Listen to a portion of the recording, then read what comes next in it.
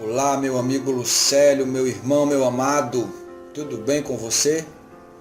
E aos irmãos que estão conectados ao programa Conexão Gospel, tudo bem com vocês, amados? Glória a Jesus. Muito bem, hoje com certeza vamos concluir o nosso estudo Como Cristo Amadurece a Nossa Fé. Vamos fazer uma revisão geral do que a gente viu, tá bom? E no final, as considerações, como eu citei na reflexão passada. O texto que nós meditamos durante estas semanas se encontra em Mateus 15, do versículo 21 ao 28. Vamos ler o texto sagrado? Dizendo assim a palavra de Deus. Deixando aquele lugar, Jesus retirou-se para a região de Tiro e de Sidom. E eis que uma mulher cananeia, natural daquelas regiões, veio a ele clamando: Senhor, filho de Davi, tem misericórdia de mim, pois minha filha está horrivelmente tomada pelo demônio. Ele, porém, não lhe respondeu qualquer palavra. Então seus discípulos, aproximando-se, pediram-lhe: manda essa mulher embora, pois vem gritando atrás de nós. Ao que Jesus respondeu: eu não fui enviado senão as ovelhas perdidas da casa de Israel. Chegou então a mulher e o adorou de joelhos, suplicando: Senhor, socorre-me. Ao que Jesus lhe respondeu: não é justo tirar o pão dos próprios filhos e para alimentar os cachorrinhos.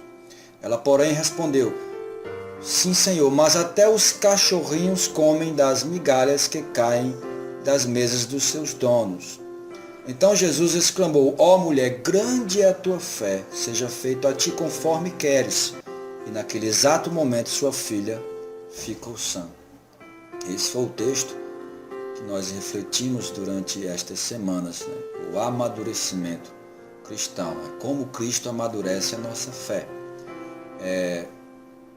Fizemos algumas perguntas, como que nota você daria como cristão hoje para você, se você é um cristão maduro, né? Se você deseja ter essa mesma nota, ou quer que ela suba, de que forma Jesus vai tornar a tua fé mais madura, sabendo que para a tua nota subir, você tem que deixar Cristo amadurecer a tua fé.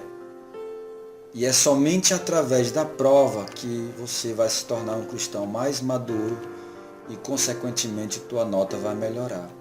E aquela mulher, ela passou por 3 provas, ela se tornou madura, ela teve a fé amadurecida, porque Cristo a submeteu a 3 provas. Nós observamos a primeira prova, o aparente silêncio.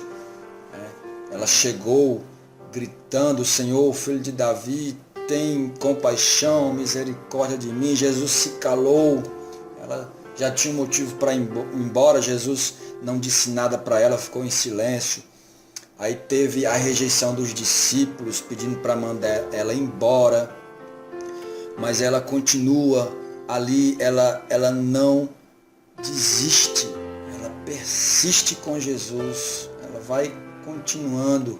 Ela passou pela primeira prova, então ela enfrenta agora a segunda, a aparente rejeição de Jesus. Jesus se calou, os discípulos a rejeitaram, e quando Jesus abre a boca para falar com ela, Jesus a rejeita. Jesus diz: olha, eu não fui enviado senão as ovelhas perdidas da casa de Israel.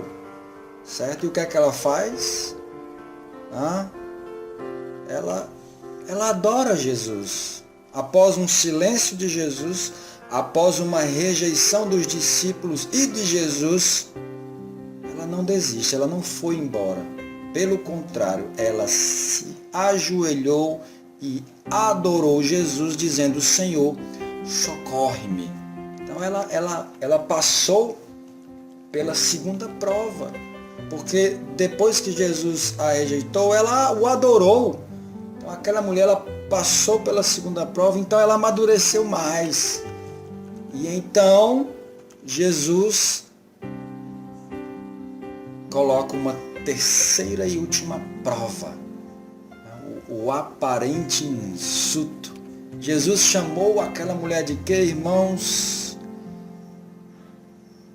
De cachorrinho.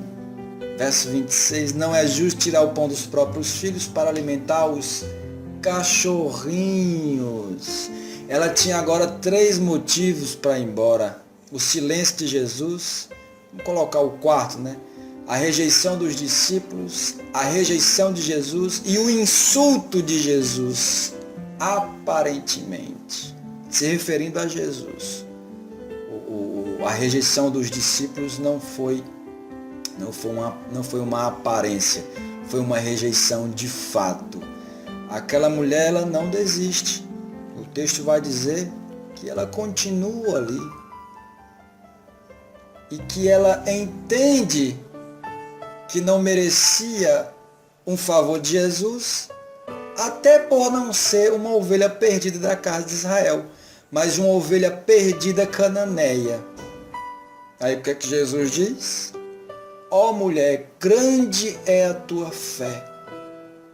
Podendo ser traduzido como, ó mulher, madura é a tua fé. Seja feito a ti conforme queres. Olha aí. Aquela mulher, ela respondeu maravilhosamente bem na hora do fogo da provação. Por 3 provas.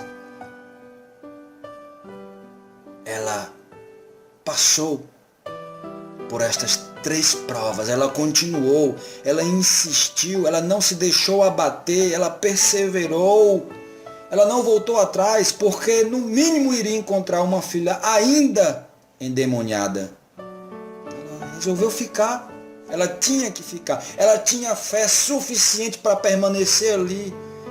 Sua fé estava sendo amadurecida através da provação. A cada prova que ela superava, sua fé aumentava.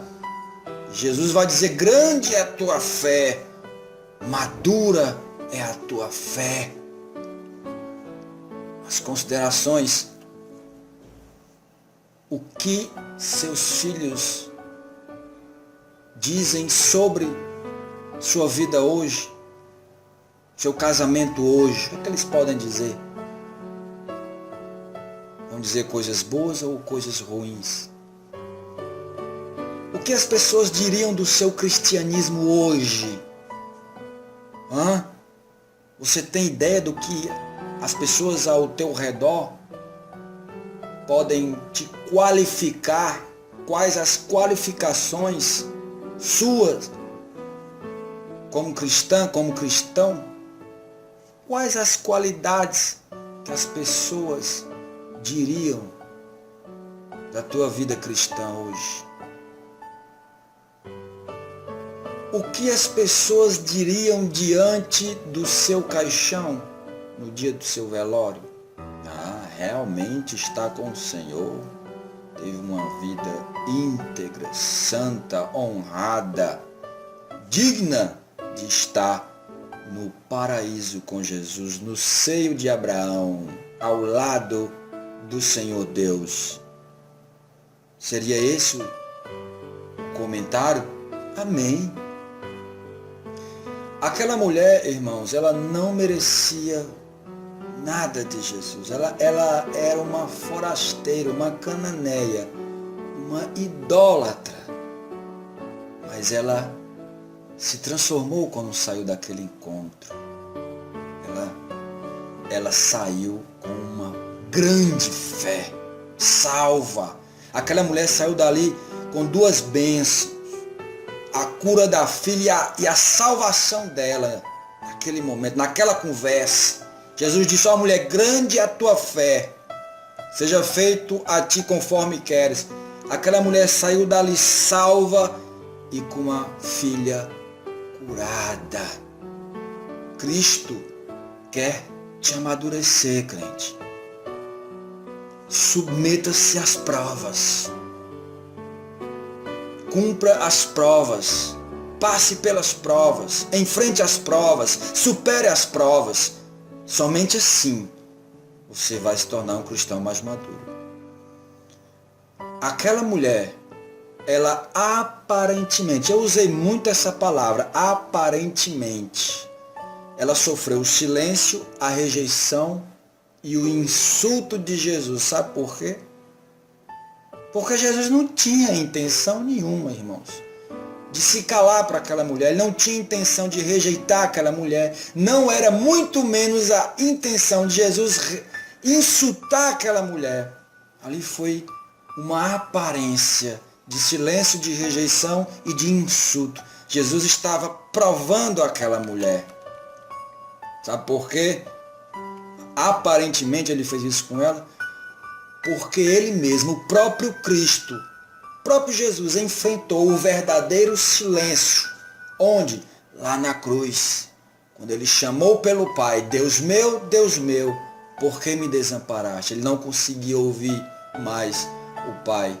Jesus enfrentou a verdadeira rejeição. Jesus foi rejeitado pelos seus discípulos, pelo povo, pela terra e pelo céu. Verdadeira rejeição Jesus enfrentou, como também o verdadeiro insulto também foi Jesus quem enfrentou. Jesus foi insultado verdadeiramente ao ser esbofeteado, surrado, cuspido e humilhado. Jesus que enfrentou o verdadeiro silêncio, a verdadeira rejeição e o verdadeiro insulto.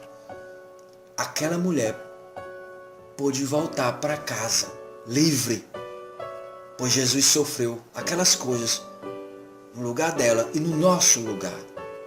Você pode se sentir livre hoje, pois Jesus sofreu isso por você. Eu quero concluir esse nosso estudo com uma ilustração. Século XVIII, um jovem, um homem rico, voltava da Europa. Ele morava no estado de New Jersey, nos Estados Unidos. E ele, ao chegar no seu estado de residência, ele passou pelo grande mercado, o mercado onde se vendia quase de tudo. E lá tinha o mercado de escravos. E ele parou para ver o leilão de escravos. E o dono do leilão, ele enfileirou os escravos. E por fim só restou uma jovem negra, aparentemente com a saúde boa, seu estado físico perfeito ali, aparentemente. E haviam dois homens que brigavam financeiramente para comprar aquela mulher. E eles diziam que iriam fazer coisas terríveis com aquela mulher. E eu digo para vocês que não eram coisas legais, eram coisas terríveis. E aquele homem, aquele senhor,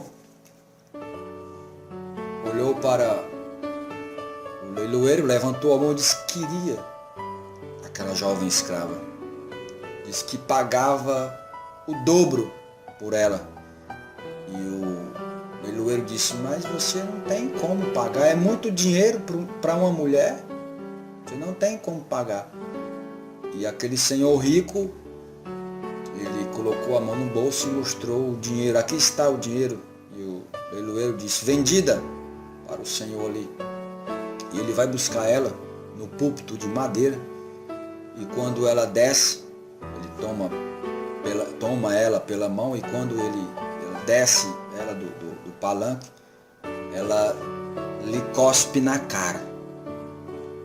E ele enxuga e a leva para um escritório no centro da cidade. E ao chegar lá, ele começa a assinar alguns papéis, e assina vários papéis, e em seguida mostra para ela, diz, olha, pronto, a partir de agora você é uma mulher livre. Sabe o que ela fez? ela cospe na cara dele de novo. Ele limpa o cuspe e fala para ela: você não está entendendo? Esta é a sua carta de alforria. Você não precisa ser mais escrava de ninguém. Você é uma mulher livre. E aquela mulher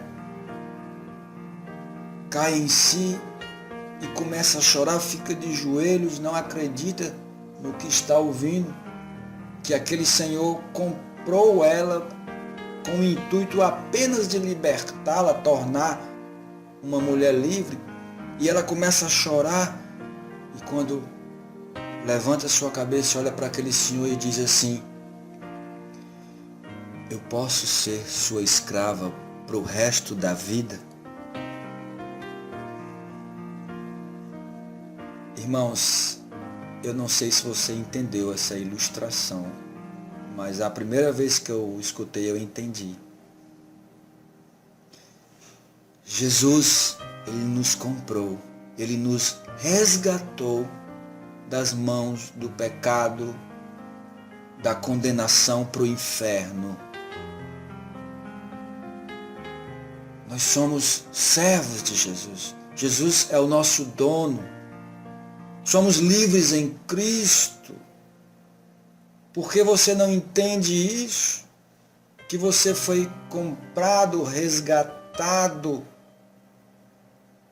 da morte.